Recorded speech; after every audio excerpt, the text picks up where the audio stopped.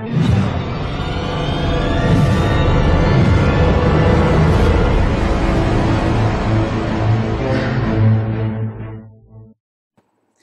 Everyone, कैसे हो आप लोग। इस वीडियो में हम लोग स्पेसिफिकली फोकस करने वाले हैं बच्चों सीए फाउंडेशन इकोनॉमिक्स के मार्केट चैप्टर के यूनिट नंबर 2 को। राइट, हम लोग ट्राई करेंगे कि हम लोग इस वीडियो में ये पूरा यूनिट हम लोग अच्छे से ढंग से रिवाइज कर सके। और हर बार की तरह मैंने कमेंट को पिन किया है और उस कमेंट में मैंने सब कुछ ऐड किया है कि कौन सा पॉइंट जो है वो कौन से मिनट से स्टार्ट हो रहा है। तो अगर आपको कोई स्पेसिफिक कॉन्सेप्ट रिवाइज करना है तो आप डायरेक्टली उस पॉइंट पे जाके आप उस चीज को देख सकते हो। राइट, सिर्फ इतना ही। मैंने ऊपर आई बटन पे अगर आप क्लिक करोगे तो इसके पहले का जो वीडियो है वो आप लोग देख सकते हो, जिसमें मैंने मार्केट यूनिट 1 को एक्सप्लेन किया था। करेक्ट, या फिर आप लोग सबसे बेस्ट चीज कर सकते हो, आप प्लेलिस्ट जो है सीए फाउंडेशन का उसको आप फॉलो कर सकते हो, जिसमें मैं सारे वीडियोस ऐड करते जाऊंगा। ठीक है, तो विदाउट वेस्टिंग टाइम हम लोग शुरू करते हैं। और अब हम लोग स्टडी करेंगे कि हर एक चीज की कीमत किस तरीके से डिसाइड होती है, इकोनॉमिक्स हमें कैसे मदद करता है कोई भी चीज की कीमत को डिसाइड करने में। राइट, इस यूनिट का नाम ही है वैसे डिटर्मिनेशन ऑफ प्राइसेस। करेक्ट, तो सबसे बेसिक चीज जो हर एक स्टूडेंट को पता रहना चाहिए, चाहे आप सीए करो या मत करो। ठीक है, ये चीज इतनी बेसिक है कि हर एक पर्सन को ये पता रहना चाहिए कि कोई भी चीज की कीमत हम डिसाइड कैसे करते हैं। ओके, मान के चलो सपोज मार्केट में कोई पेन मिल रही है 20 रुपए में, तो ये 20 रुपए एग्जैक्टली कहां से निकला, ये हम लोग इकोनॉमिक्स की मदद से कैसे समझेंगे, ये मैं आपको एक्सप्लेन कर रहा हूं। राइट, तो फर्स्ट क्वेश्चन यहां क्या लिखा है, how to calculate equilibrium price and quantity. ये इतना इंपॉर्टेंट है, इतना इंपॉर्टेंट है कि अगर आपको मॉड्यूल के पीछे दिए हुए जो भी क्वेश्चन है उसको अगर आपको ढंग से लॉजिकली समझना है तो आपको ये कॉन्सेप्ट बहुत सही तरीके से समझना जरूरी है। ठीक है, जब भी कुछ भी ऐसा प्राइस या क्वांटिटी, इक्विलिब्रियम प्राइस या इक्विलिब्रियम क्वांटिटी का कुछ भी क्वेश्चन आता है तो आपको हमेशा ग्राफ ड्रॉ करके इन चीजों का आंसर मिलेगा। राइट, तो देखो अभी मैं आपको एक्सप्लेन करता हूं कि कोई भी चीज का प्राइस कैसे डिसाइड किया जाता है। Okay, now please try to understand. पहले हम लोग ये एग्जाम्पल को अच्छे से समझते हैं, ठीक है, और उसके बाद मैं आपको डिटेल में एक्सप्लेन करूंगा ग्राफ को। ओके, इस एग्जाम्पल में क्या किया है, इस एग्जाम्पल में मैंने प्राइस, क्वांटिटी डिमांडेड और क्वांटिटी सप्लाइड ऐसे 3 कॉलम बनाए। Okay, now please understand this thing. ये तीनों भी कॉलम को समझेंगे कैसे। सबसे फर्स्ट हम लोग क्या करेंगे, प्राइस और क्वांटिटी डिमांडेड के कॉलम पे फोकस करेंगे। सिर्फ आपको ये 2 चीजों पे फोकस करना है। राइट, अब है ना, आपको ये भी याद रखना होगा कि अल्फ्रेड मार्शल ने लॉ ऑफ डिमांड में क्या बोला था। Now please understand law of demand, ये अल्फ्रेड मार्शल ने बोला है। और अल्फ्रेड मार्शल के लॉ ऑफ डिमांड के हिसाब से अगर ये हम लोग लॉ ऑफ डिमांड वैसे कंज्यूमर के एंगल से सोचते हैं, ठीक है, और लॉ ऑफ डिमांड के हिसाब से अगर कोई भी चीज का प्राइस अगर बढ़ता है तो कंज्यूमर कम खरीदेगा क्योंकि वो चीज उसको महंगी लग रही है। करेक्ट, या फिर हम लोग ऐसे भी बोल सकते हैं कि कोई भी चीज का प्राइस अगर कम होगा तो कंज्यूमर को ये चीज सस्ती लगेगी तो वो ज्यादा परचेस करेगा, तो quantity demanded will increase. Correct, तो प्राइस और क्वांटिटी डिमांडेड में इनवर्स रिलेशनशिप है, एक बढ़ेगा तो दूसरा कम होगा, एक तो दूसरा बढ़ेगा। राइट, इसी तरीके से हम लोग यहाँ पे इन 2 कॉलम को समझने की कोशिश करते हैं। ठीक है, अब आपको क्या करना है, अब आपको सिर्फ ऑब्जर्व करना है कि प्राइस क्या हो रहा है और उसके हिसाब से क्वांटिटी डिमांडेड पे क्या इंपैक्ट हो रहा है। ठीक है, तो प्राइस यहाँ धीरे धीरे बढ़ रहे हैं, 1 2 3 4 5 प्राइस इज इंक्रीजिंग, प्राइस यहाँ पे बढ़ रहा है, प्राइस यहाँ पे इंक्रीज हो रहा है प्राइस। क्वांटिटी डिमांडेड पे क्या इसका इंपैक्ट होता है हम लोग वो देखते हैं। ओके, क्वांटिटी डिमांडेड जो है बच्चों वो धीरे धीरे कम हो रहा है, 60 35 20 15 एंड 10। यानी कि ये सब कुछ किस वजह से हो रहा है, लॉ ऑफ डिमांड की वजह से, जो अगेन अल्फ्रेड मार्शल ने बोला था। ठीक बात है, तो यहाँ पे समझने जैसी बात है कि अगर कोई भी चीज की कीमत बढ़ेगी, जैसे कि इस एग्जाम्पल में 1 to 5 बढ़ रही है, तो उसका जो डिमांड है जो लोग करते हैं वो कम हो जाएगा, कंज्यूमर कम क्वांटिटी परचेस करेगा, 60 35 20 15। ओके, चलो ठीक है, अब हम लोग ये देखते हैं कि इसका ग्राफ किस तरीके से हम लोग ड्रॉ कर सकते हैं। सी, आप लोग यहाँ पे ऊपर देखोगे या फिर हम लोग नीचे इस ग्राफ को मैंने डिटेल में यहाँ पे ड्रॉ किया है, यहाँ से मैं आपको एक्सप्लेन करने की कोशिश करता हूँ। राइट, ठीक है, सो यहाँ पे अगर मैं डिमांड का ग्राफ ड्रॉ करूं तो डिमांड का ग्राफ कैसे आएगा, it will be downward sloping like this. Okay, मैंने क्या किया यहाँ पे, मैंने यहाँ पे क्वांटिटी डिमांडेड लिखा और यहाँ पे मैंने प्राइस लिखा है और अकॉर्डिंगली मैं ग्राफ ड्रॉ कर रहा हूँ पॉइंट्स प्लॉट करके। तो ये नीचे की तरफ जो ग्राफ जो अभी मैंने हाईलाइट किया है, this is your demand graph, D, ये क्या है, ये डिमांड ग्राफ है। ठीक बात है। अच्छा, अब हम लोग देखते हैं फर्स्ट कॉलम प्राइस का और ये थर्ड कॉलम क्वांटिटी सप्लाई का। ठीक है, जब भी हम लोग प्राइस और क्वांटिटी सप्लाई को डिस्कस करते हैं तो यहां पे हमें लॉ ऑफ सप्लाई याद आना चाहिए। लॉ ऑफ सप्लाई ये हमें याद आना चाहिए। No again, law of supply जब भी हम लोग पढ़ते हैं तो हमें यहाँ पे सप्लायर के पॉइंट ऑफ व्यू से स्टडी करना होता है। सप्लायर यानी कि बिजनेसमैन। कभी भी कोई भी बिजनेसमैन क्या चाहेगा, अगर बिजनेसमैन को बोला जाए कि आपकी चीज के लिए हम ज्यादा पैसा पे करने के लिए रेडी है, तो बिजनेसमैन खुश होके ज्यादा सप्लाई करेगा, राइट। प्राइस अगर ज्यादा है तो बिजनेसमैन को ज्यादा पैसा मिल रहा है ना, तो बिजनेसमैन ज्यादा सप्लाई करेगा। सिमिलरली अगर प्राइस कम है तो बिजनेसमैन थोड़ा डीमोटिवेटेड फील करेगा, क्योंकि अब उसको उसकी चीज के लिए कम रुपए मिल रहे हैं।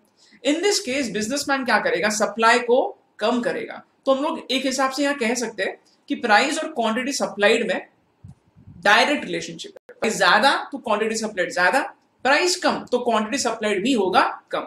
देखते हैं यहां ऐसे ही कुछ हो रहा है क्या। ठीक है, आपको देखना है प्राइस क्या हो रहा है, प्राइस बढ़ रहा है 1 2 3 4 5, फर्स्ट कॉलम में प्राइस जो है वो बढ़ रहा है, और क्वांटिटी सप्लाइड पे इसका क्या इंपैक्ट होगा, आंसर इज ये भी बढ़ रहा है 5 35 45 55 एंड 65। तो हम लोग बोल सकते हैं यहाँ पे ये सब कुछ क्यों हो रहा है, because of Alfred marshals law of supply, right. तो अभी हम लोग यहाँ पे सप्लाई का ग्राफ ड्रॉ करने की कोशिश करेंगे। ऑफ कोर्स प्राइस और में डायरेक्ट रिलेशनशिप है, इसलिए सप्लाई का ग्राफ जब भी हम लोग ड्रॉ करेंगे तो ये अपवर्ड स्लोपिंग आपको नजर आएगा।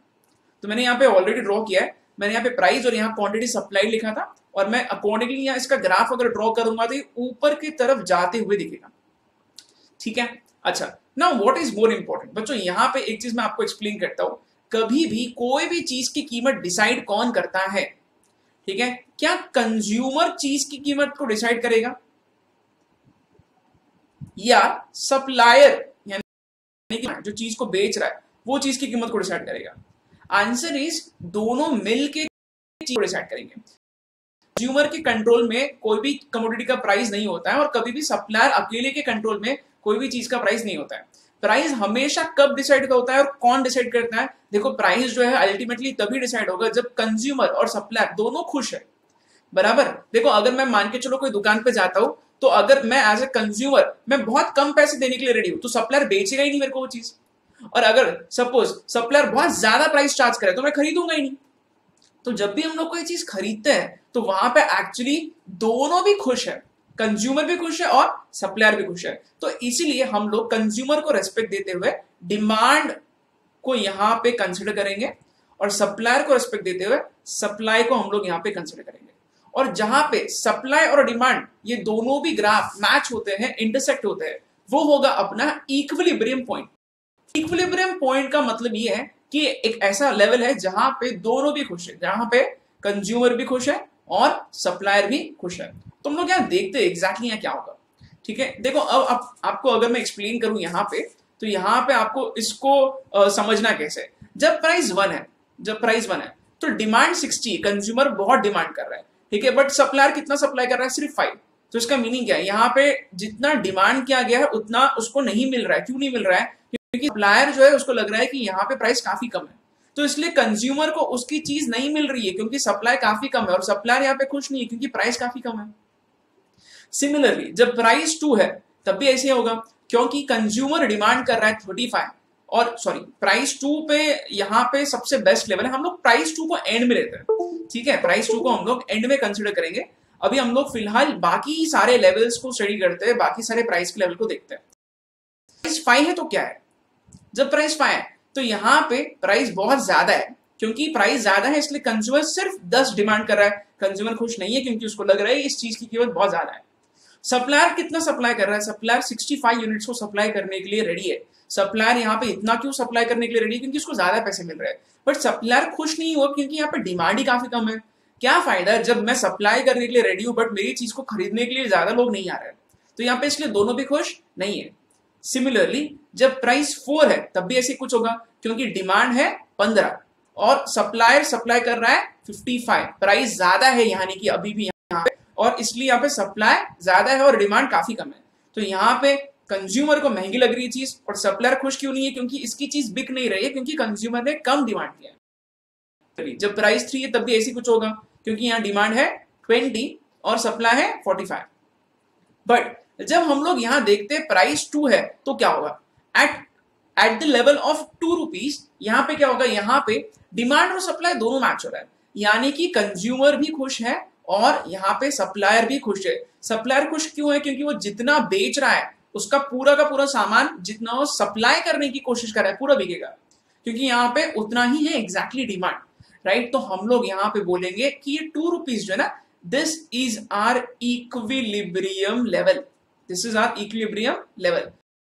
भी खुश है, कंज्यूमर भी खुश है और सप्लायर भी खुश है, राइट। बट है ना, हम लोग हमेशा टेबल ड्रॉ करके ये सारी चीजों को समझ नहीं सकते हैं, हमें बहुत बार क्या करना पड़ेगा, ग्राफ के थ्रू इन सारी चीजों को समझने की कोशिश करना जरूरी है, ठीक है। तो हम लोगों ने यहाँ पे नीचे क्या किया, यहाँ पे नीचे हम लोगों ने ग्राफ ड्रॉ ऑलरेडी किया था। तो यहाँ पे इस ग्राफ में क्या है, यहाँ पे इस ग्राफ में मैंने डिमांड का ग्राफ ड्रॉ किया था डाउनवर्ड स्लोपिंग, और सप्लाई का ग्राफ ड्रॉ किया था अपवर्ड स्लोपिंग। जहां दोनों का इंटरसेक्शन होगा, जहां डिमांड और सप्लाई मैच होगा, वो है अपना इक्विलिब्रियम लेवल। अब यहां से मैं अगर परपेंडिकुलर ड्रॉ करूंगा तो ये 35 का लेवल जो मिल रहा है, this is my equilibrium quantity. और यहां से अगर मैं एक पैरेलल लाइन, यहां से मेरे को जो प्राइस का लेवल मिल रहा है 2 rupees, this is my equilibrium price. This level is important. और इस तरीके से कोई भी चीज की कीमत को हम लोग डिसाइड कर सकते हैं, राइट। कोई शेयर का प्राइस क्या चल रहा है, ये हर सेकंड फ्लक्चुएट होता है, राइट। हर एक कंपनी के शेयर का प्राइस हर सेकंड क्यों फ्लक्चुएट होता है, क्योंकि डिमांड और सप्लाई कॉन्स्टेंटली चेंज हो रहा है, बराबर। तो उनका इंटरसेक्शन पॉइंट बार बार चेंज होगा, हर सेकंड चेंज होगा। इसलिए हम लोग देखते हैं स्टॉक मार्केट में भी शेयर्स की कीमत हर सेकंड चेंज होती है, हर सेकंड फ्लक्चुएट होती है, बराबर। बट एक चीज जो बहुत बेसिक है वो क्या है, वो ये है कि कोई भी चीज की कीमत इस ग्राफ से डिसाइड होती है। डिमांड और सप्लाई के इंटरसेक्शन से हम लोग कोई भी चीज की कीमत को बिल्कुल डिसाइड कर सकते हैं और वो फिक्स हो जाएगा प्राइस, जिसको हम लोग बोलते हैं इकोनॉमिक्स में इक्विलिब्रियम प्राइस, राइट। तो इक्विलिब्रियम प्राइस और इक्विलिब्रियम क्वांटिटी किस तरीके से निकालते हैं, वेरी सिंपल, फिर से बता रहा हूं। डिमांड का ग्राफ ड्रॉ करो डाउनवर्ड स्लोपिंग, सप्लाई का ग्राफ ड्रॉ करो अपवर्ड स्लोपिंग, दोनों का इंटरसेक्शन जहां होगा उधर से हम लोग डिसाइड करेंगे कि क्या होगा अपना इक्विलिब्रियम क्वांटिटी और क्या होगा अपना इक्विलिब्रियम प्राइस। इस तरीके से हम लोग हर चीज की कीमत को डिसाइड करते हैं, ऑलमोस्ट एवरीथिंग, हर चीज की कीमत इसी तरीके से होती है डिसाइड, राइट, ठीक है। ऊपर मैंने ऑलरेडी ग्राफ ड्रॉ किया था, ये अब आपको बहुत आसानी से समझ में आएगा। डिमांड का ग्राफ डाउनवर्ड स्लोपिंग होता है और सप्लाई का ग्राफ अपवर्ड स्लोपिंग होता है, और दोनों का जो इंटरसेक्शन होगा वहां से मेरे को मिलेगा इक्विलिब्रियम लेवल। और इधर प्राइस यहाँ है ओपी, और इधर से मैं निकालूंगा क्वांटिटी जो है यहाँ पे ओ क्यू, राइट। तो ये है हम लोगों का पूरा इक्वेशन, पूरा ग्राफ, जिससे हम लोग इक्विलिब्रियम प्राइस और इक्विलिब्रियम क्वांटिटी को ड्रॉ कर सकते हैं ग्राफिकली, और हम लोग उसको निकाल सकते हैं। तो बच्चों अब यही सेम ग्राफ को हम लोग यूज करने वाले हैं अलग अलग केसेस में। तो मैं आपको बताऊंगा कि अलग अलग केसेस में किस तरीके से प्राइस जो है बदलता है और किस तरीके से इक्विलिब्रियम क्वांटिटी भी चेंज होता है, राइट। चलो, तो अब हम लोग यहाँ पे आगे कुछ केसेस डिस्कस करेंगे, मैं प्रैक्टिकली आपको एक्सप्लेन भी करूंगा, और हम लोग ग्राफ के थ्रू इसको सही तरीके से समझने की कोशिश भी करेंगे कि कैसे प्राइस और क्वांटिटी चेंज होगा अलग अलग केसेस में, राइट। चलिए, ओके, सो नाउ यहाँ पे मैंने कुछ ग्राफ ऑलरेडी पहले से ड्रॉ किए, बट मैं यहाँ पे आपको प्रैक्टिकली भी एक्सप्लेन करूंगा कि इस केस का क्या इंपैक्ट हो सकता है, और हम लोग ग्राफ के थ्रू भी इसको ढंग से समझने की कोशिश करेंगे। बट बच्चों आप एक चीज प्लीज दिमाग में रखो, हमें हमेशा हमेशा ग्राफ के थ्रू चीजों को समझ में आना बहुत जरूरी है, क्योंकि जब कॉम्प्लिकेटेड चीजें आती है तो उसका आंसर हमको ग्राफ के थ्रू ही मिलेगा। तो अगर आपको ग्राफ से डर लगता है तो आप यहाँ पे बहुत सही तरीके से फोकस करना, ताकि आपको समझ में आए कि हर एक चीज का इंपैक्ट इक्विलिब्रियम प्राइस और इक्विलिब्रियम क्वांटिटी पे ग्राफ के थ्रू हम लोग कैसे समझ सकते हैं, राइट। चलो, फर्स्ट केस क्या लिखा है, फर्स्ट केस लिखा है इंक्रीज इन डिमांड, ठीक है। Now please try to understand, मैं एक प्रैक्टिकल एग्जांपल पहले आपको दूंगा, उसके बाद हम लोग इसको समझने की कोशिश करेंगे। इंक्रीज इन डिमांड, ओके बच्चों, अगर सपोज कोई चीज का डिमांड बढ़ता है तो उसका प्राइस नॉर्मली बढ़ना चाहिए, राइट। क्यों ऐसा, मैं आपको एक सिंपल से एग्जांपल लेता हूं। से an actor like Ranveer Singh, Ranveer Singh नाम के काफी फेमस एक्टर है, करेक्ट, ठीक है। रणवीर सिंह को अपनी पहली पिक्चर के लिए जितना पैसा मिला था उससे कहीं ज्यादा वो जब फेमस हो चुके थे तब मिला था, ठीक है। आपको पता होगा कि रणवीर सिंह जो है सारे फेमस मूवीज में एक्ट कर चुके हैं, ओके। तो रणवीर सिंह जब धीरे धीरे फेमस हो रहे थे, जैसे उन्होंने कुछ अच्छे हिट मूवीज दिए, करेक्ट, तो हिट मूवीज देने के बाद में Ranveer Singh was extremely popular, और जैसे रणवीर सिंह का डिमांड बढ़ गया उन्होंने अपना फीस बढ़ा दिया। ये पता है हालांकि उनको इकोनॉमिक्स नहीं पता होगा, बट इनको ये पता जरूर होगा कि जब भी कोई चीज का डिमांड बढ़ता है तो उसकी कीमत भी बढ़ती है, ऑफ कोर्स। ठीक है, जब भी कोई चीज का डिमांड बढ़ता है तो वो चीज जो है उसका सप्लाई जो भी करेगा वो क्या करेगा, उसके लिए अब ज्यादा प्राइस चार्ज करेगा। देखो जैसे कि मैंने यहाँ पे बताया, रणवीर सिंह ने क्या किया होगा, उन्होंने फीस बढ़ा दी है अपनी। क्यों बढ़ा दी है? क्योंकि उनका डिमांड बढ़ गया है, ज्यादा प्रोड्यूसर्स के उनको कॉल आ रहे थे, ज्यादा पिक्चर है अब वो साइन कर रहे हैं, और जब भी वो मूवी साइन करेंगे अब वो ज्यादा पैसे चार्ज करेंगे, because now demand has increased. सही बात है। इसमें एक और एग्जाम्पल मैं देता हूँ। ठीक है, आप जनरली देखोगे कि जब पीवीआर जैसे मल्टीप्लेक्सेस जो होते हैं ना, वो क्या करते हैं, वो रात के शो के लिए प्राइसेस बढ़ाते हैं टिकट का, और सुबह के शो की प्राइसेस कम होते हैं। इसका रीजन क्या है? क्योंकि रात के शो के लिए डिमांड काफी ज्यादा होता है। लोग अपने ऑफिस से काम करके आते हैं और लोगों को फ्री टाइम कब मिलता है? रात को। तो जब भी लोग रात के शोज को बुक करते हैं तो वो देखते हैं कि टिकट के प्राइस बढ़ चुके हैं। रीजन क्या है? जब भी कोई भी चीज का डिमांड इंक्रीज होगा तो उसका प्राइस जरूर बढ़ेगा, राइट। ये हम लोगों ने लॉजिक लगा के तो बोल दिया है कि प्राइस बढ़ेगा। मैंने आपको रणवीर सिंह का एग्जाम्पल बताया, मैंने आपको पीवीआर का एग्जाम्पल बताया कि किस तरीके से प्राइस बढ़ता है जब डिमांड इंक्रीज होता है। ये सब ठीक है, बट हम लोग इसको ग्राफ के थ्रू कैसे समझेंगे? दिस इज मोर इंपॉर्टेंट, क्योंकि हर स्टूडेंट को आंसर करने आना चाहिए। ओके, चलो हम लोग देखते हैं यहाँ पे एग्जैक्टली क्या होगा। देखो मैंने आपको अभी ऊपर एक्सप्लेन किया था कि कोई भी चीज की कीमत हम लोग कैसे डिसाइड करते हैं। आंसर इज डिमांड और सप्लाई के इंटरसेक्शन प्राइस को डिसाइड किया जाता है। तो मैं क्या करूंगा, मैं पहले डिमांड ड्रॉ करूंगा, डिमांड का ग्राफ डाउनवर्ड स्लोपिंग होगा, सही है। और फिर मैं सप्लाई का ग्राफ ड्रॉ करूंगा, दिस इज सप्लाई, ये होगा अपवर्ड स्लोपिंग।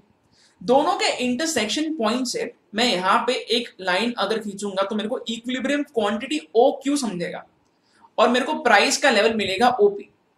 प्राइस का लेवल कितना मिलेगा? ओपी। ठीक है, तो आपको यहां पे ये तो क्लियर हो चुका होगा कि मेरा शुरुआत में प्राइस था ओपी, ओपी मेरा शुरुआत में प्राइस था, और ओक्यू मेरा शुरुआत का इक्विलिब्रियम क्वांटिटी था, करेक्ट। अब अपने पास सिचुएशन क्या है? सिचुएशन ये लिखा है कि डिमांड इंक्रीज हो गया है। तो बच्चों जब भी डिमांड इंक्रीज होता है तो हम लोगों को डिमांड का ग्राफ जो है वो राइट साइड शिफ्ट करना होगा। ऐसा क्यों? देखो यहां पे हम लोग क्या लिखते हैं, यहां पे हम लोग लिखते हैं क्वांटिटी डिमांडेड एंड सप्लाइड। हम लोग एक्स एक्सिस पे क्या लिखते हैं? हम लोग एक्स एक्सिस पे लिखते हैं क्वांटिटी डिमांडेड एंड सप्लाइड।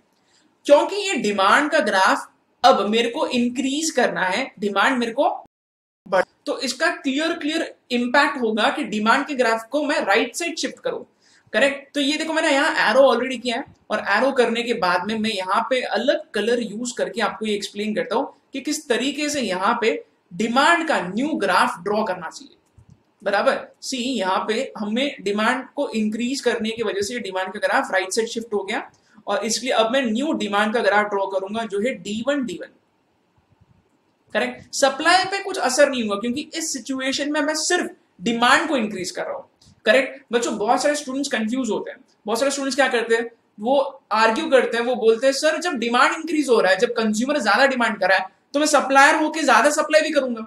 ऐसा जरूरी थोड़ी ना है, ठीक है। आपके पास सप्लाई के कंस्ट्रेंट्स हो सकते हैं, लिमिटेशंस हो सकते हैं, जरूरी बिल्कुल नहीं है कि डिमांड बढ़ रहा है तो सप्लाई भी बढ़ेगा, नॉट नेसेसरी।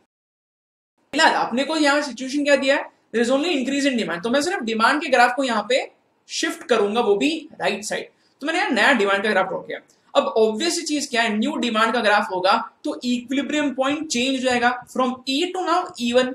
इवन कहां से आया? डिमांड का ग्राफ नया वाला, और सप्लाई तो अपना पुराना वाला ही है। तो D1 और SS, इस ग्राफ को अगर, ये दो ग्राफ को अगर मैं इंटरसेक्शन पॉइंट ऑब्जर्व करूं तो ये इवन पाएगा, और इवन से मैं स्ट्रेट लाइन ड्रॉ करूं तो OQ1 आएगा, और यहां से स्ट्रेट लाइन ड्रॉ करूंगा, मैं पैरेलल लाइन ड्रॉ करूंगा तो OP1 आएगा, करेक्ट। तो इसका मीनिंग क्या है, प्राइस OP से OP1 हो गया और क्वांटिटी OQ से OQ1 हो गया। अगर आप अब इसको ढंग से देखोगे तो आपको ये समझ में आएगा यहाँ पे कि यहाँ पे क्वांटिटी बढ़ गया है और प्राइस भी बढ़ गया है। और ये तो हम लोगों ने पहले ही गेस कर लिया था, मैंने आपको पहले ही बता दिया था लॉजिकली कि कैसे रणवीर सिंह ने अपनी फीस बढ़ाई है, कैसे फीस मल्टीप्लेक्सेस रात के शो के लिए ज्यादा पैसे चार्ज करते हैं। अब हम लोगों ने ग्राफ ड्रॉ करके इसको सही तरीके से समझाया कि कैसे इंक्रीज इन डिमांड अगर होगा तो इक्विलिब्रियम प्राइस बढ़ेगा। ना ही सिर्फ इक्विलिब्रियम प्राइस बढ़ेगा बल्कि इक्विलिब्रियम क्वांटिटी भी बढ़ेगा। तो अगर आपको एमसीक्यू में कोई भी पूछता है what is the impact on equilibrium price and equilibrium quantity if there is increase in demand, बोलेंगे दोनों भी बढ़ेंगे। और हम लोग ये कैसे बोल रहे हैं, हम लोग कोई चीज को रट्टा मार के नहीं बोल रहे, हम लोग ढंग से ग्राफ को समझ के ये चीज को कंक्लूड कर रहे हैं। तो आई होप आपको ये फर्स्ट केस सही तरीके से समझ में आ गया। ठीक है बच्चों, अब हम लोग आगे बढ़ते हैं और अब हम लोग सेकंड केस को ढंग से समझने की कोशिश करते हैं।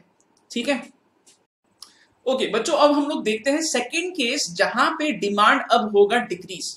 राइट, तो पहले मैं आपको लॉजिकली एक्सप्लेन करता हूं कि एग्जैक्टली क्या होगा जब डिमांड डिक्रीज होता है। तो ओके, अब इमेजिन करो सपोज मैं ऐसा कोई पर्सन हूं जो चीज जो कोई बना रहा है और मेरी चीज का डिमांड कम हो गया। तो अगर मेरी चीज का डिमांड कम हो जाएगा तो मैं क्या करूंगा, मैं मेरी चीज की कीमत को कम कर दूंगा, क्योंकि लोग तो खरीद नहीं रहे क्योंकि डिमांड कम हो गया। तो मेरे को क्या करना पड़ेगा, कस्टमर्स को अट्रैक्ट करने के लिए मेरे को अब मेरी चीज के प्राइस को गिराना पड़ेगा। राइट, अब इसका प्रैक्टिकल एग्जाम्पल मैं आपको देता हूं तो आपको और अच्छे से ये चीज समझ में आएगी। ठीक है, जैसे कि मैंने अभी आपको थोड़ी देर पहले इंक्रीज इन डिमांड में पीवीआर जैसे मल्टीप्लेक्सेस का एग्जाम्पल दिया था। सेम एग्जाम्पल को हम लोग कंसिडर करते हैं बच्चों। जब मॉर्निंग शोज जो होते हैं, जब कोई मूवी रिलीज होती है तो पीवीआर जैसे मल्टीप्लेक्सेस मॉर्निंग शोज के टिकट के प्राइसेस को कम रखते हैं। उसका क्या रीजन है, क्योंकि मॉर्निंग शोज के जो चीजों का जो डिमांड होता है, मतलब मॉर्निंग शोज के लिए डिमांड एक्चुअली काफी कम होता है क्योंकि लोग काफी बिजी होते हैं।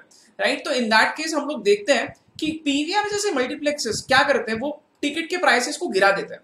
राइट, तो हम लोगों को ये कॉमन सेंस यूज करके हम लोग ये बिल्कुल बोल सकते हैं कि जब भी कोई चीज का डिमांड डिक्रीज होगा तो वहां पे जो बिजनेसमैन है जो उसको बेच रहा है वो क्या करेगा, वो प्राइस को गिराएगा। ठीक है, तो ये लॉजिकली हम लोग ऐसे बोल सकते हैं। बट जैसे मैंने आपको अभी बताया है, हमें हर एक चीज को ग्राफ के थ्रू समझना है। राइट, तो मैं यहाँ पे आपको स्पेसिफिकली ग्राफ ड्रॉ करके यहाँ पे एक्सप्लेन करूंगा कि एग्जैक्टली क्या होगा इक्विलिब्रियम प्राइस और इक्विलिब्रियम क्वांटिटी पे इस चीज का असर। सही है, जैसे हम लोग हमेशा की तरह करते हैं, हमें सबसे पहले क्या करना पड़ेगा, पहले हम लोगों को डिमांड का ग्राफ ड्रॉ करना है। डिमांड का ग्राफ होगा डाउनवर्ड स्लोपिंग। ठीक है, उसके बाद हम लोग क्या करेंगे, उसके बाद हम लोग सप्लाई का ग्राफ ड्रॉ करेंगे। सॉरी, ये गलत हो गया है, क्योंकि डिमांड का ग्राफ जो है ना बच्चों, ये मेरे को ओरिजिनल डिमांड जो है डी को कंसिडर करना है, डी। ओके, तो मैं क्या करूंगा, मैं पहले डिमांड का ग्राफ ड्रॉ करूंगा, दिस इज डिमांड। फिर मैं क्या करूंगा, डिमांड का ग्राफ डाउनवर्ड स्लोपिंग होता है ऑफ कोर्स। सप्लाई का ग्राफ मैं ड्रॉ करूंगा, सप्लाई का ग्राफ कैसा होगा, upward sloping.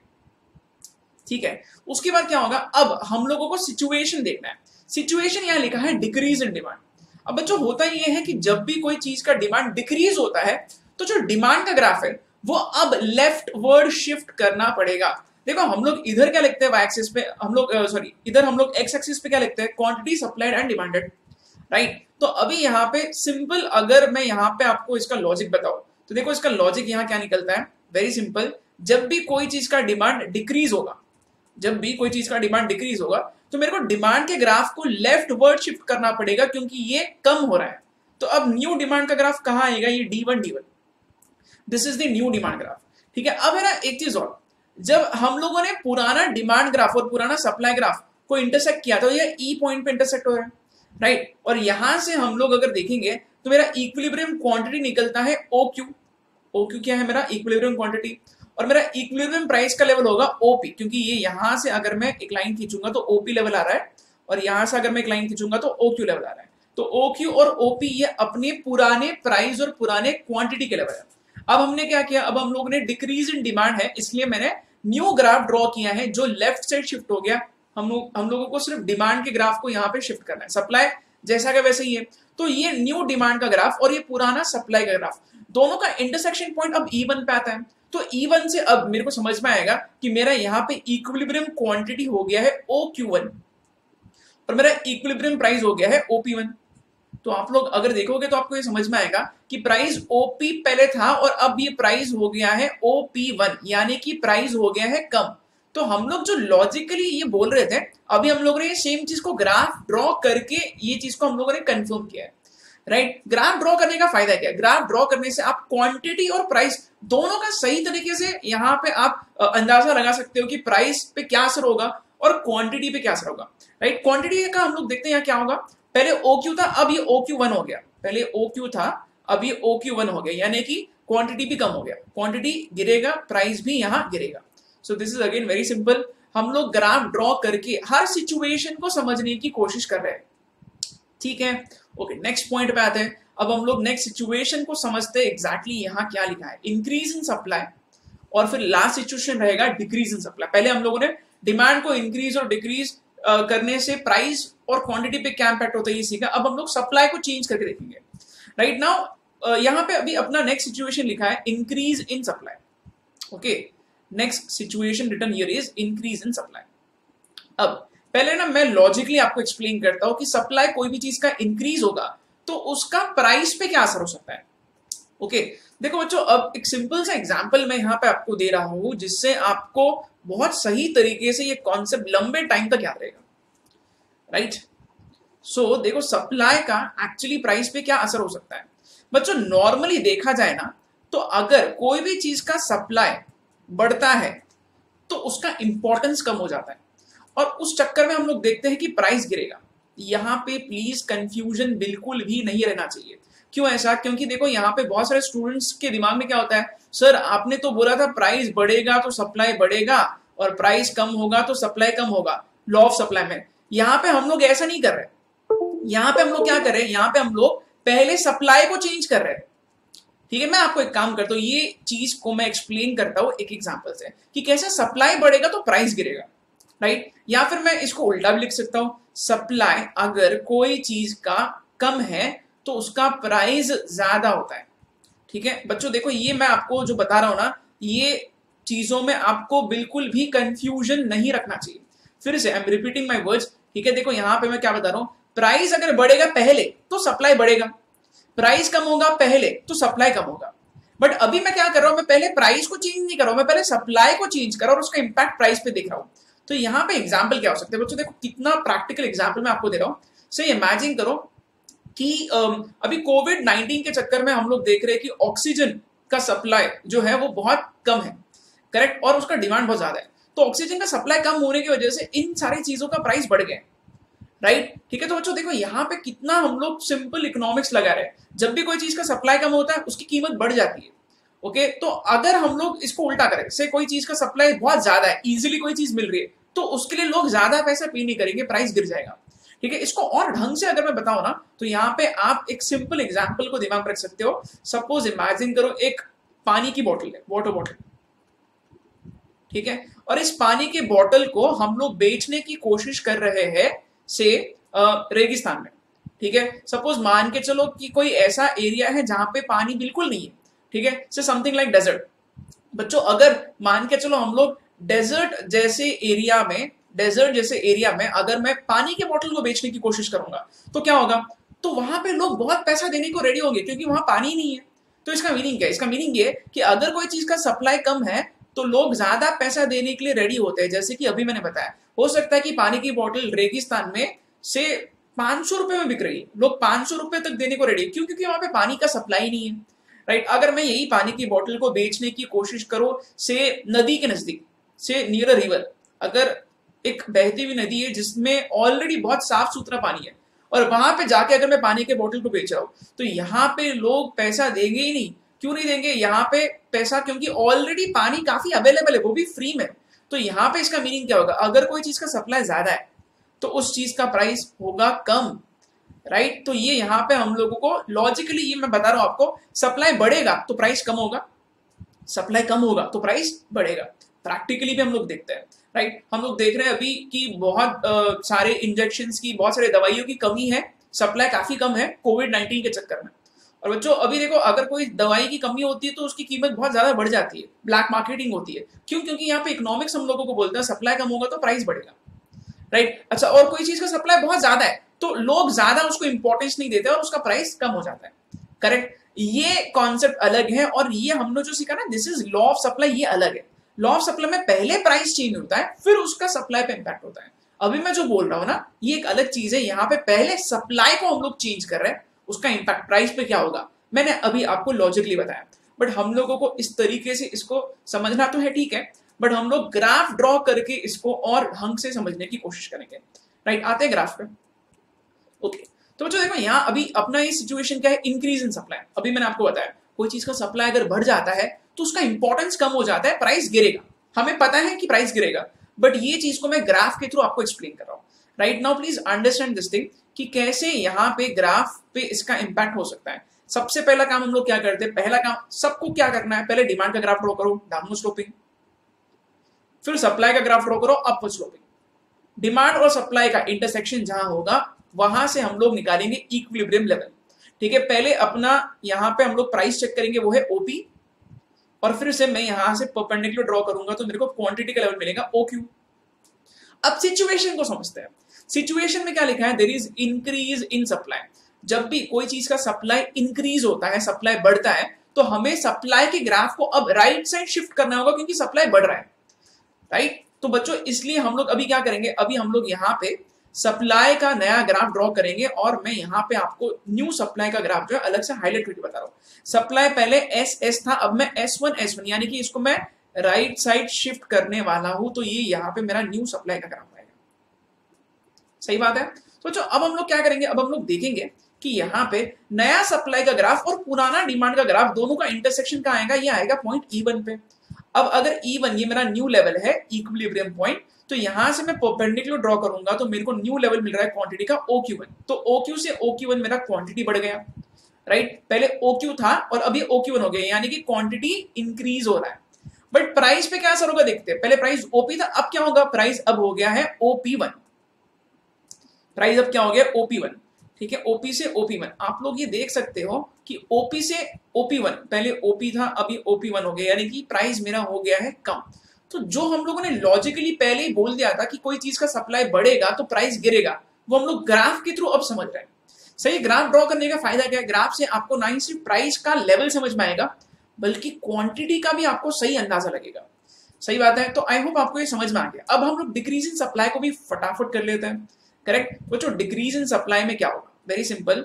Decrease in supply जब भी होगा तो यहाँ पे पहले हम लोग देखेंगे डिमांड का ग्राफ कहाँ है। डिमांड का ग्राफ ओरिजिनली डाउनवर्ड स्लोपिंग है, सप्लाई का ग्राफ ओरिजिनली अपवर्ड स्लोपिंग है। ऑफ कोर्स दोनों का इंटरसेक्शन जो है वो E पे आ रहा है। सेम फिर से वही कहानी, OQ ये है मेरा इक्विलिब्रियम क्वांटिटी, और OP ये है मेरा, सॉरी OP ये है मेरा इक्विलिब्रियम प्राइस। OP ये क्या है, ये है मेरा equilibrium price, OP and OQ, ठीक है। अब क्या करना है, डिक्रीज इन सप्लाई। डिक्रीज यानी कि सप्लाई के ग्राफ को आपको लेफ्ट वर्ड शिफ्ट करना होगा क्योंकि सप्लाई कम हो रहा है ऑब्वियसली। तो अब मैं क्या करूंगा, अब मैं यहाँ पे अलग से सप्लाई के ग्राफ को ड्रॉ करूंगा तो आपको इस चीज का अंदाजा यहां लगेगा। करेक्ट, तो सप्लाई का ग्राफ जो है S1 ये मैंने क्या किया, ये मैंने लेफ्ट साइड शिफ्ट किया है, लेफ्ट वर्ड शिफ्ट किया है। तो यहां से अब मेरे को न्यू लेवल मिलेगा इक्विलिब्रियम क्वांटिटी E1, और यहां से मैं परपेंडिकुलर ड्रॉ करूंगा तो OQ1 मेरे को मिल रहा है यहाँ पे न्यू लेवल, और OP1 ये क्या होगा, OP1 ये होगा मेरा प्राइस का लेवल। आप लोग देख सकते हो कि प्राइस बढ़ रहा है और क्वांटिटी कम हो गया है। प्राइस बढ़ेगा क्या, यस मैंने आपको ये बताया था, कोई चीज का सप्लाई कम होगा तो लोग ज्यादा पैसा देने के लिए रेडी होंगे।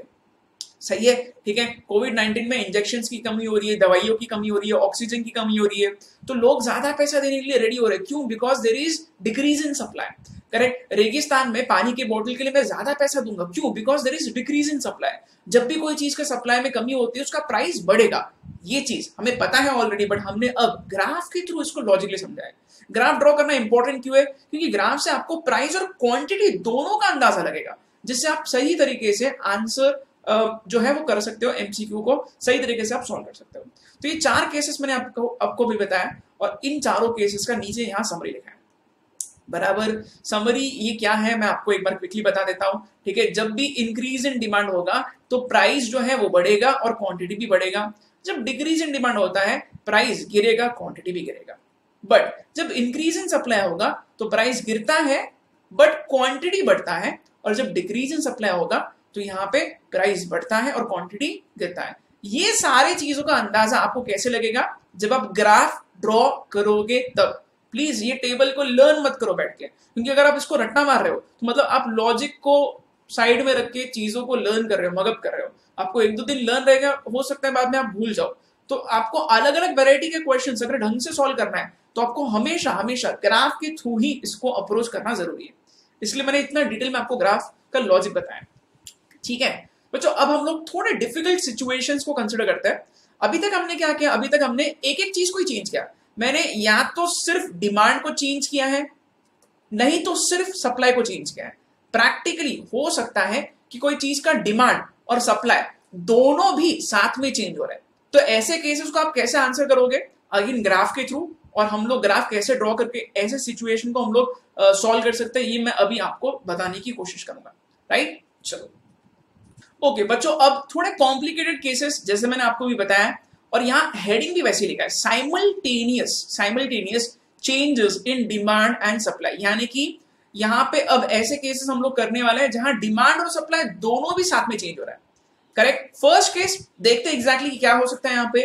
केस 1, डिमांड बढ़ रहा है 10% से और सप्लाई भी बढ़ रहा है 10% से, यानी कि मैंने डिमांड को भी बढ़ाया है और सप्लाई को भी बढ़ाया है। राइट बच्चों, अगर डिमांड और सप्लाई ये दोनों को अगर हम लोग इंक्रीज करते हैं सेम परसेंट से, तो देखते हैं इसका इक्विलिब्रियम प्राइस और इक्विलिब्रियम क्वांटिटी पे क्या इंपैक्ट हो सकता है।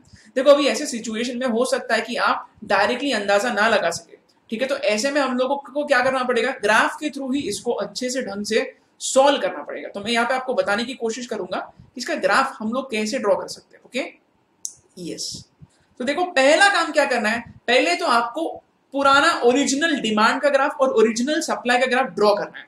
तो कैसे ड्रॉ करूंगा, देखो ये पुराना मेरा डिमांड का ग्राफ है DD और पुराना सप्लाई का ग्राफ है SS। करेक्ट। और डिमांड और सप्लाई के इंटरसेक्शन वाले पॉइंट से मेरे को समझ में आएगा कि मेरा इक्विलिब्रियम क्वांटिटी कितना है और इक्विलिब्रियम प्राइस कितना है। तो मेरा इक्विलिब्रियम क्वांटिटी पहले था OQ और मेरा इक्विलिब्रियम प्राइस था OP। करेक्ट, ये तो हम लोग हमेशा वही कर रहे हैं। अब क्या करना है, अब हम लोग सिचुएशन को देखते हैं, समझते हैं कि एग्जैक्टली अब यहाँ पे सप्लाई और डिमांड पे क्या असर होगा। तो यहाँ पे पहले लिखा है कि डिमांड बढ़ रहा है 10% से, क्योंकि डिमांड इंक्रीज हो रहा है। तो हम लोगों को पता है कि जब भी कोई चीज का डिमांड इंक्रीज होगा तो उसका ग्राफ राइट साइड हमें शिफ्ट करना पड़ेगा। तो देखो ये मैंने ऑलरेडी यहाँ ड्रॉ किया है, ये राइट साइड मैंने शिफ्ट किया डिमांड को। तो ये D1 ये क्या है, ये मेरा न्यू डिमांड का ग्राफ है, ये मैंने 10% से शिफ्ट किया। करेक्ट। अब हम लोगों को ये भी देखना है कि सप्लाई पे इसका क्या इंपैक्ट हो रहा है। सप्लाई भी इंक्रीज हो रहा है 10% से, क्योंकि सप्लाई भी बढ़ रहा है। तो मेरे को नया सप्लाई का ग्राफ फिर से अब ड्रॉ करना पड़ेगा। न्यू सप्लाई का ग्राफ मेरे को अब राइट साइड शिफ्ट करना पड़ेगा because there is increase in supply. तो मैं क्या करूंगा, यहाँ पे सप्लाई के ग्राफ को मैं यहाँ पे फिर से ड्रॉ कर रहा हूं। राइट, ठीक है। एक चीज का खास ख्याल रखो, यहाँ पे क्योंकि ये जो परसेंटेज दिया है ये 10% है यहाँ पे और यहाँ पे भी 10% है। तो हमें क्या करना होगा, जब भी हम लोग सप्लाई का नया ग्राफ ड्रॉ कर रहे हैं तो जो गैप है पुराने सप्लाई के ग्राफ में और न्यू सप्लाई के ग्राफ में, ये सेम उतना ही गैप होना चाहिए जितना डिमांड के दो ग्राफ में। यानी कि ये जो डिस्टेंस है और ये जो डिस्टेंस है ये सेम रहना चाहिए। ऐसा क्यों, क्योंकि दोनों भी उतने ही परसेंट से चेंज हो रहे हैं, क्योंकि डिमांड और सप्लाई दोनों भी सेम परसेंट से चेंज हो रहा है। इसलिए मैंने क्या किया, D से D1 जो गैप है उतना ही रखा और S से S1 गैप उतना ही मैंने रखने की कोशिश की है। चलो ठीक है, देखते हैं अब इसका इंपैक्ट क्या होगा। बच्चों अगर अब हम लोग देखेंगे मेरा न्यू इक्विलिब्रियम पॉइंट जो है वो कहाँ है, वो है यहाँ पे, दिस इज से E1। तो यहां से अगर मैं परपेंडिकुलर ड्रॉ करूंगा तो मेरा प्राइस उतना ही है, पहले कितना था OP और अभी कितना, अभी भी उतना ही है।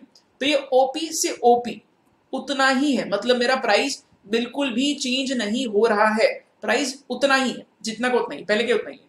ओके, क्वांटिटी पे देखते क्या असर होगा, क्योंकि मेरा पॉइंट अब E1 पे आ गया। यहां से अगर मैं परपेंडिकुलर ड्रॉ करूंगा तो मेरे को OQ1 ये लेवल मिल रहा है, तो OQ से OQ1, यानी कि इसका इंपैक्ट क्या होगा कि मेरा क्वांटिटी बढ़ रहा है बट मेरा प्राइस सेम है। प्राइस क्या है, सेम। तो ये इतने कॉम्प्लिकेटेड चीजों का आंसर आपको करने कब आएगा, जब आप ग्राफ ड्रॉ करके इसको सही तरीके से करोगे तो।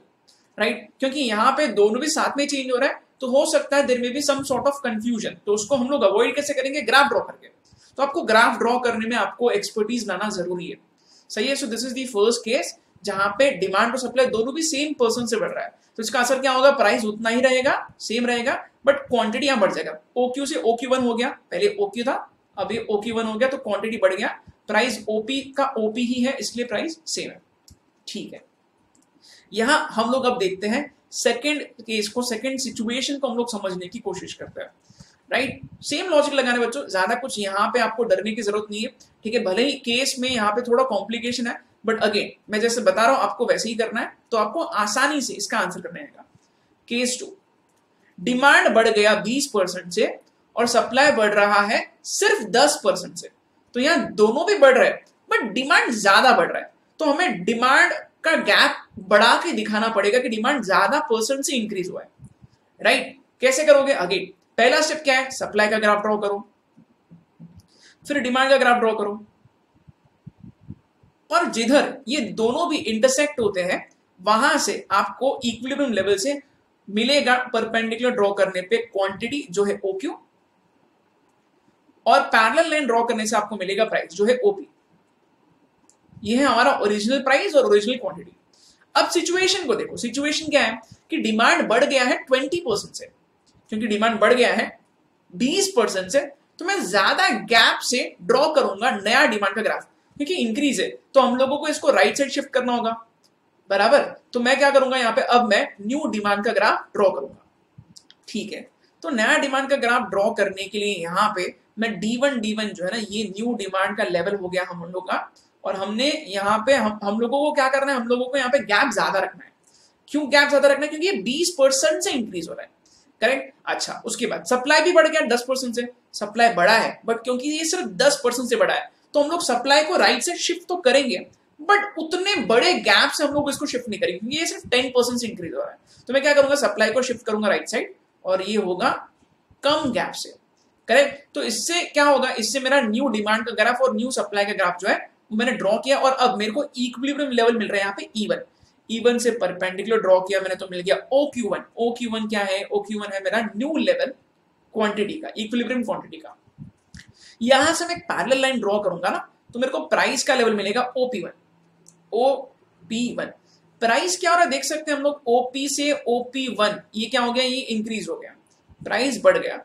और क्वांटिटी क्या हो रहा है, OQ से OQ1 ये भी बढ़ गया। तो दोनों भी बढ़ेंगे अगर हम डिमांड को ज्यादा बढ़ाएंगे और सप्लाई को कम बढ़ाएंगे, तो दोनों भी बढ़ रहे हैं ना, इसलिए इसका इंपैक्ट ऐसा होगा, करेक्ट। तो केस 2 में क्या असर होगा, प्राइस बढ़ेगा, क्वांटिटी भी बढ़ेगा, दोनों भी बढ़ेंगे।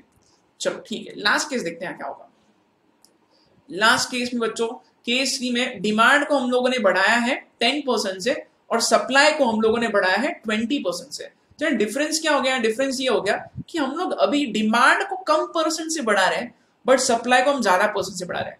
फिर से फर्स्ट स्टेप क्या होता है, पहले सप्लाई का ग्राफ ड्रॉ करो, फिर डिमांड का ग्राफ ड्रॉ करो, और दोनों का जो इंटरसेक्शन पॉइंट है वहां से आप ड्रॉ कर लो आपका क्वांटिटी का लेवल जो है OQ, और आपका प्राइस का लेवल जो है OP, करेक्ट। नाउ अब क्या करना है, अब सिचुएशन को रीड करो। सिचुएशन यहाँ क्या लिखा है, सिचुएशन में यहाँ लिखा है कि यहाँ पे हमारा डिमांड जो है 10% से बढ़ रहा है और सप्लाई 20% से बढ़ रहा है। क्योंकि डिमांड 10% से बढ़ रहा है, this is increase in demand, तो मैं न्यू डिमांड का ग्राफ ड्रॉ करूंगा जो होगा राइट साइड शिफ्ट, करेक्ट।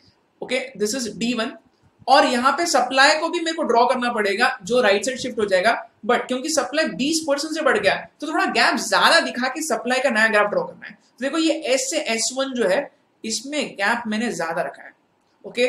और अब ये इसका इंटरसेक्शन पॉइंट कहाँ आता है, E1 पे आएगा। तो E1 मेरा न्यू इक्विलिब्रियम लेवल है, यहां से परपेंडिकुलर ड्रॉ किया मैंने, OQ1 आया, यहां से पैरेलल लाइन मैंने ड्रॉ किया तो आ गया OP1, करेक्ट। तो अब हम लोग ऑब्जर्व करेंगे प्राइस OP से OP1 यानी कि प्राइस क्या हो गया, प्राइस कम हो गया, और क्वांटिटी OQ से OQ1 ये क्या हो गया, ये बढ़ गया, ये बढ़ गया। तो आपको इसका आंसर कैसे करने आएगा, जब आप ग्राफ ड्रॉ करोगे सही तरीके से तभी आप इसका आंसर कर सकते हो, राइट। तो बच्चों ये तीनों भी केसेस मैंने अभी आपको बताया। चलो एक और केस यहाँ लिखा है, इसको भी हम लोग कर लेते हैं। मेरे को लगता है वो 2 केसेस हो रहा है, ठीक है। तो बच्चों देखो ये, अब इसको मैं क्विकली आपको बता रहा हूँ कि अब आप ये नीचे के 2 केसेस खुद से कैसे कर सकते हो। डिमांड इंक्रीज हुआ 10% से, सप्लाई डिक्रीज हुआ 20% से। एक चीज इंक्रीज हुई है, दूसरी चीज डिक्रीज हुई है, ठीक है। क्योंकि यहाँ पे डिमांड इंक्रीज हो गया है, देखो पहले तो हम लोग क्या करेंगे, पुराना डिमांड का ग्राफ, पुराना सप्लाई का ग्राफ ड्रॉ करके मेरे को यहाँ पॉइंट मिल रहा है OQ और यहाँ पॉइंट मिल रहा है मेरे को OP, तो पुराना OQ और पुराना लेवल है प्राइस का OP। अब क्या हो गया, सिचुएशन डिक्रीज इन सप्लाई है, सप्लाई डिक्रीज हो रहा है तो मेरे को लेफ्ट साइड शिफ्ट करना पड़ेगा। तो मैंने क्या किया, यहाँ पे ये न्यू सप्लाई का ग्राफ ड्रॉ किया S1, ठीक है। और डिमांड इंक्रीज हो रहा है 10% से, तो मैं क्या करूंगा, इसको राइट साइड शिफ्ट करूंगा, बट थोड़ा हल्का मैं गैप कम रखूंगा क्योंकि सिर्फ 10% से ये इंक्रीज हो रहा है। राइट साइड क्यों शिफ्ट कर रहा है, क्योंकि इंक्रीज हो रहा है इसलिए। दोनों का इंटरसेक्शन कहाँ आ रहा है, ये यहाँ पे आएगा, और यहां से अब मैं परपेंडिकुलर ड्रॉ करूंगा तो मिलेगा OQ1, यहां से पैरेलल लाइन ड्रॉ करूंगा तो मिलेगा OP1।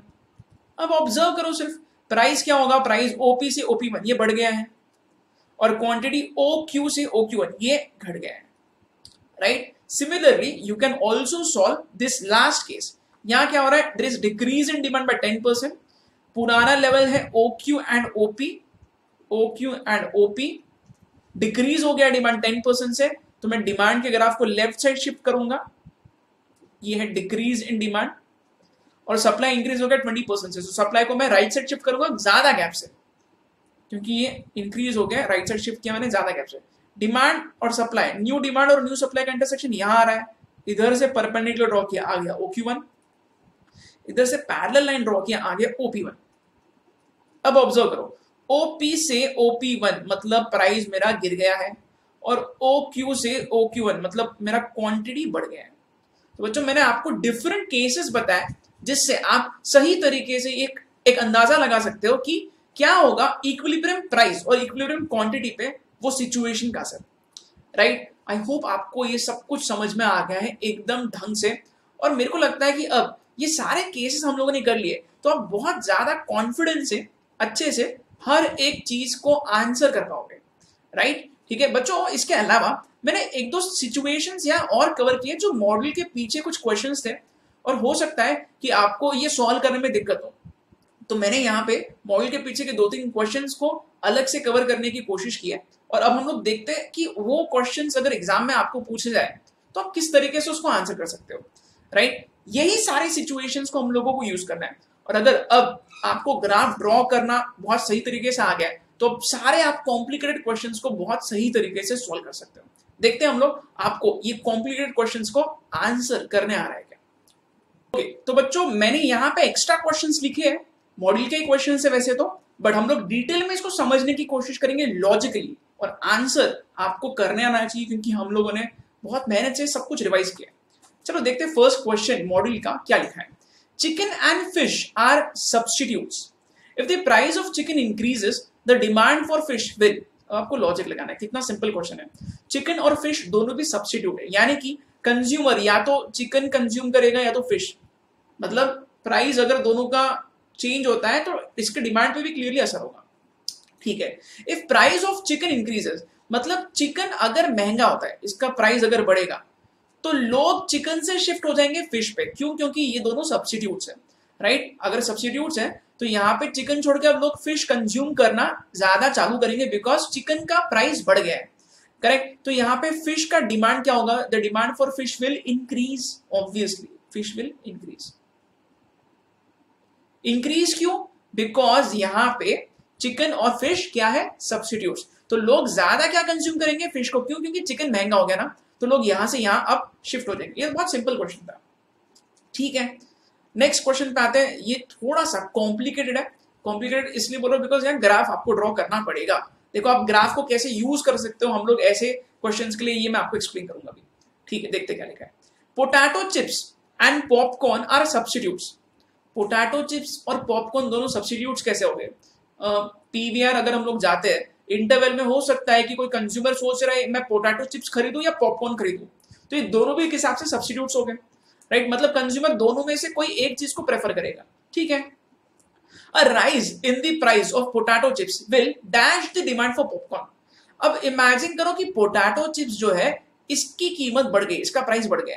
अगर पोटैटो चिप्स महंगे हो गए तो लोग ज्यादा पोटैटो चिप्स को नहीं खरीदेंगे, क्या खरीदेंगे अब ज्यादा वो पॉपकॉर्न को खरीदेंगे, पॉपकॉर्न को ज्यादा यहाँ पे परचेस करेंगे, इसका डिमांड इंक्रीज होगा, correct. A rise in the price of potato chips will dash the demand for popcorn. Obviously अभी मैंने बताया डिमांड इसका इंक्रीज होगा, डिमांड क्या होगा, इंक्रीज होगा, ठीक है। क्यों डिमांड इंक्रीज होगा, क्योंकि लोग ज्यादा पॉपकॉर्न खरीद रहे हैं, ठीक है। And the quantity of popcorn will dash, quantity पे क्या असर होगा नहीं पता है, तो क्या करोगे, ग्राफ ड्रॉ करोगे। मैं अभी क्या ड्रॉ करके बता रहा हूं, मैं अभी आपको यहाँ पे पॉपकॉर्न का ग्राफ ड्रॉ करके बता रहा हूं, ठीक है। कोई भी चीज की कीमत कैसे डिसाइड होती है, अगेन हमने अभी तक क्या किया, अभी तक हमने डिमांड का ग्राफ ड्रॉ किया है और सप्लाई का ग्राफ ड्रॉ किया है। This is demand, this is supply, ठीक है। दोनों के इंटरसेक्शन पॉइंट से हम लोग क्या निकाल सकते हैं, ओ क्यू ये है मेरा इक्विलिब्रियम क्वांटिटी और ये है ओपी मेरा इक्विलिब्रियम प्राइस, करेक्ट। अब सिचुएशन क्या है, सिचुएशन ये कि पोटैटो चिप्स महंगे हो गए तो इसलिए पॉपकॉर्न का डिमांड बढ़ रहा है, तो यहां लिखता हूं मैं पॉपकॉर्न जो है सॉरी पॉपकॉर्न ओके, पॉपकॉर्न का यहाँ डिमांड बढ़ रहा है, डिमांड इंक्रीज हो रहा है। तो जब भी कोई चीज का डिमांड इंक्रीज होता है तो हम लोग क्या करते हैं, हम लोग डिमांड के ग्राफ को राइट साइड शिफ्ट करते हैं because there is increase in demand. तो मैं यहाँ पे न्यू डिमांड का ग्राफ ड्रॉ कर रहा हूं, D1 एंड D1, ठीक है। इंक्रीज क्यों किया, क्योंकि अगेन पॉपकॉर्न यहाँ पे इसका डिमांड इंक्रीज हो रहा है क्योंकि पोटैटो चिप्स का प्राइस बढ़ गया, राइट। अच्छा, तो अब मेरे को यहाँ पे नया डिमांड का ग्राफ और न्यू पुराने सप्लाई के ग्राफ से यहाँ से अब मेरे को न्यू लेवल मिल रहा है OQ1 और यहाँ से मेरे को न्यू लेवल मिल रहा है OP1, करेक्ट। तो OP से OP1 और OQ से OQ1, प्राइस तो इंक्रीज होगा बट क्वांटिटी भी इंक्रीज होगा। आप देख सकते हो OQ से OQ1 दोनों भी बढ़ रहे हैं, ये भी बढ़ गया और ये भी बढ़ गया, ठीक है। तो ये भी क्या होगा, इंक्रीज, दोनों भी इंक्रीज होंगे। तो ये दोनों भी चीजों का आंसर हम लोग कॉन्फिडेंटली कैसे कर रहे हैं, ग्राफ ड्रॉ करके। तो आपको अल्टीमेटली क्या करना है, आपको ग्राफ ड्रॉ करना है, हर चीज का सोल्यूशन ग्राफ ही है बच्चों, सही है, ठीक है। नेक्स्ट क्वेश्चन पे आते हैं, देखते क्या लिखा है। ओके, नेक्स्ट क्वेश्चन थोड़ा सा कॉम्प्लिकेटेड जरूर है बट हम लोग इसको आसान करेंगे। If price of orange juice increases the demand for Apple juice will dash. पहली बात तो आप ये अज्यूम कर सकते हो कि ऑरेंज जूस और एप्पल जूस दोनों भी सब्स्टिट्यूट्स है। ऑफ कोर्स मैं अगर कंज्यूमर हूं तो मैं सोचूंगा ऑरेंज जूस पियो या एप्पल जूस पियो।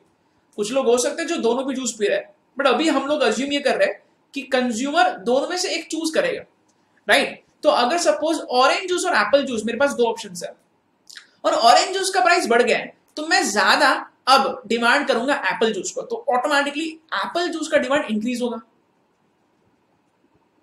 एप्पल जूस का डिमांड इंक्रीज होगा, ठीक है। And the price of apples will, please ध्यान से सुनना, एप्पल जूस का डिमांड बढ़ता है तो एप्पल की कीमत पे क्या असर होगा।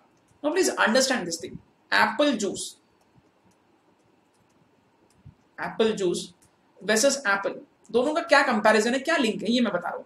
तो जो एप्पल जूस जो है वो एप्पल से बनता है, तो ये दोनों भी क्या हो गए, एक तरीके से कॉम्प्लीमेंट्री हो गए, बराबर, ठीक है। तो इसका मीनिंग क्या है, इसका इंपैक्ट क्या मैं बताता हूं। अगर एप्पल जूस का डिमांड बढ़ेगा, यहां बढ़ रहा है ना, demand for Apple juice is increasing, तो एप्पल का डिमांड भी बढ़ेगा, एप्पल का डिमांड भी बढ़ेगा, ओके। और अगर एप्पल का डिमांड बढ़ेगा तो इसके प्राइस पे क्या असर होगा, ये हम लोग ग्राफ से समझते हैं, सिंपल। ग्राफ कैसे ड्रॉ करोगे, अभी मैं ग्राफ ड्रॉ कर रहा हूं एप्पल का, ठीक है। तो एप्पल का ग्राफ ड्रॉ कैसे करोगे आप, प्राइस और क्वांटिटी डिमांडेड यहां लिखना पड़ेगा, price and quantity, correct. Again मैं डिमांड का ग्राफ ड्रॉ करूंगा, पहले डिमांड का ग्राफ होगा downward sloping D and D, supply का ग्राफ होगा upward sloping S and S, दोनों के इंटरसेक्शन से मेरे को मिलेगा OQ and OP, OQ and OP। अब सिचुएशन क्या है, सिचुएशन ये है कि एप्पल का डिमांड इंक्रीज हो गया। कोई भी चीज का डिमांड अगर इंक्रीज होता है तो हम लोग डिमांड के ग्राफ को कहां शिफ्ट करते हैं, answer is right side shift करते हैं। तो यहां से अब मेरे को न्यू लेवल मिलेगा OQ1 और यहां से मेरे को न्यू प्राइस का लेवल मिलेगा OP1। तो ये OP से OP1 और OQ से OQ1 दोनों भी इंक्रीज हो रहे हैं, प्राइस भी इंक्रीज होगा और क्वांटिटी डिमांड भी इंक्रीज होगा। अपने को यहां पूछा गया प्राइस पे क्या असर होगा, price of apples will increase. तो आप कॉन्फिडेंस से आंसर कैसे करोगे, अगर आपको ग्राफ ड्रॉ करना आता है तो। पूरे लेक्चर में मैं वही बता रहा हूं आपको, इसलिए आपको ग्राफ ढंग से समझना बहुत जरूरी है, राइट। लास्ट सिचुएशन पे आते हैं, देखते हैं ये वाला आपको क्वेश्चन आंसर करने आ रहा है इसका। A decrease in demand for cameras other things being constant. Again situation अपने को दे दिया है, there is decrease in demand for cameras. फिर से ग्राफ ड्रॉ कर रहा हूं मैं, डिमांड का graph downward sloping DD, supply का ग्राफ अपवर्ड स्लोपिंग SS, दोनों के इंटरसेक्शन से मैं निकालूंगा इक्विलिब्रियम क्वांटिटी OQ और equilibrium price OP, correct. Situation क्या है, सिचुएशन यहां लिखा गया है कि there is decrease in demand for cameras, camera का डिमांड डिक्रीज हो गया है। अगर डिमांड डिक्रीज होगा तो हम लोगों को डिमांड के ग्राफ को लेफ्ट साइड शिफ्ट करना पड़ेगा। This is new demand graph D1। तो यहां से अब मैं ड्रॉ करूंगा इक्विलिब्रियम क्वांटिटी OQ1 और यहां से इक्विलिब्रियम प्राइस में ड्रॉ करूंगा OP1। आप लोग देख सकते हो प्राइस कम हो गया है और क्वांटिटी पे क्या से हो रहा है, क्वांटिटी भी कम हो गया है। प्राइस कम होगा कैमरा का और कैमरा का जो क्वांटिटी जो लोग खरीद रहे हैं वो भी कम होगा, करेक्ट। देखते हैं इसका सही आंसर क्या होगा।